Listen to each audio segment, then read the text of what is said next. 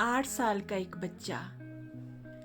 जी हाँ, 8 साल का एक बच्चा 1 रुपए का सिक्का मुट्ठी में लेकर एक दुकान पर जाकर पूछने लगा, क्या आपकी दुकान में ईश्वर मिलेंगे? दुकानदार ने ये बात सुनकर सिक्का नीचे फेंक दिया और बच्चे को निकाल दिया। बच्चा पास की दुकान में जाकर 1 रुपए का सिक्का लेकर चुपचाप खड़ा रहा और कहने लगे, 1 रुपए में तुम क्या चाहते हो? मुझे ईश्वर चाहिए, आपकी दुकान में है। दूसरे दुकानदार ने भी भगा दिया, लेकिन उस अबोध बालक ने हार नहीं मानी। एक दुकान से दूसरी दुकान, दूसरी से तीसरी, ऐसा करते करते वो 40 दुकानों के चक्कर काटने के बाद एक बूढ़े दुकानदार के पास पहुंचा। उस बूढ़े दुकानदार ने पूछा, तुम ईश्वर को क्यों खरीदना चाहते हो? क्या करोगे ईश्वर का? पहली बार एक दुकानदार के मुंह से ये सुनकर बच्चे के चेहरे पर आशा की किरण लहराई। लगता है इसी दुकान पर ईश्वर मिलेंगे। बच्चे ने बड़े उत्साह से कहा, इस दुनिया में माँ के अलावा और मेरा कोई नहीं है। मेरी माँ दिन भर काम करके मेरे लिए खाना लाती है। मेरी माँ अब अस्पताल में है। अगर मेरी माँ मर गई तो मुझे कौन खिलाएगा?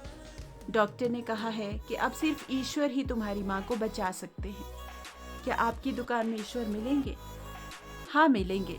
कितने पैसे हैं तुम्हारे पास? सिर्फ 1 रुपया। कोई दिक्कत नहीं है, 1 रुपए में ही ईश्वर मिल सकते हैं। दुकानदार ने बच्चे के हाथ से 1 रुपया लिया और उस 1 रुपए के अंदर 1 गिलास पानी के अलावा बेचने के लिए उसके पास और कुछ भी नहीं था।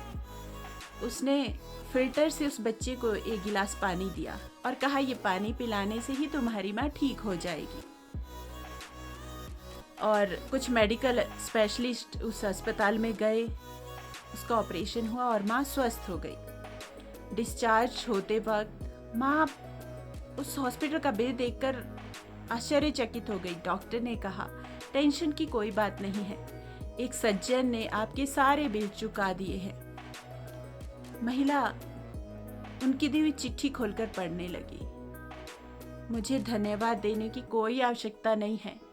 आपको तो स्वयं ईश्वर ने ही बचाया है। मैं तो सिर्फ एक जरिया हूँ।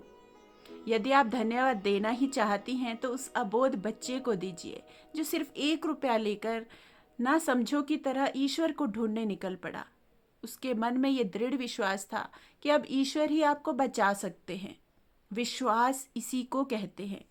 ईश्वर को ढूंढने के लिए करोड़ों रुपए दान करने की जरूरत नहीं होती। यदि मन में अटूट विश्वास हो तो वो 1 रुपए में भी मिल सकते हैं। आइए, हर बुराई से और हर समस्या से बचने के लिए हम उस ईश्वर से प्रार्थना करें और उस ईश्वर पर विश्वास बनाए रखें। आपका दिन शुभ हो।